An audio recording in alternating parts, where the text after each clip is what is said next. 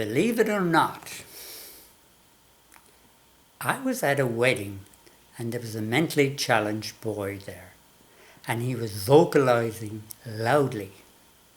And I thought, oh my, this teenager is going to ruin the marriage vows. I was trying to figure out why the family brought him for this particular part of the ceremony. What I failed to realize is he was a member of the family, and that was more important than getting the family, the marriage vows correct. Who cared about the sound? But that's the way I was thinking. Now, I hadn't been to church in years.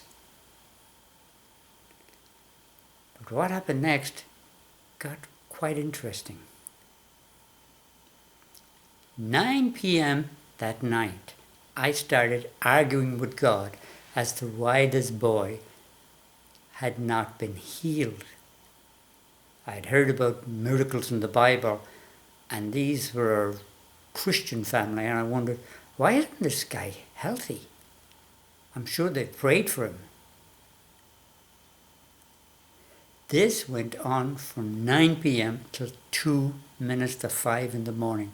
All night I'm praying for this kid. I'm arguing with God.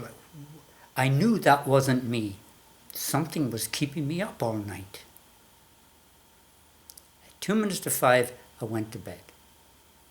As soon as I touched the bed, electricity coursed through my body. I was an electrician at the time, so I was used to electric shocks. I know what electricity feels like. But then I was plunged into liquid that wasn't water. It felt like liquid love, which of course is quite hard to describe. But I could breathe under the liquid. Then the intensity of the electricity increased to such a level I said, God, if you don't stop, you're going to kill me. Immediately, everything came back to normal. I still regret saying that. Within 2 minutes, I was completely refreshed, as if I had a full night's sleep. How do I know I wasn't dreaming? Well, in 2 minutes, I could not have been that refreshed.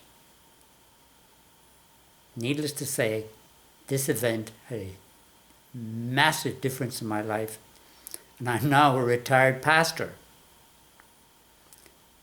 There's more to the story. There usually is. Believe it or not, that's what happened. Thank you for listening.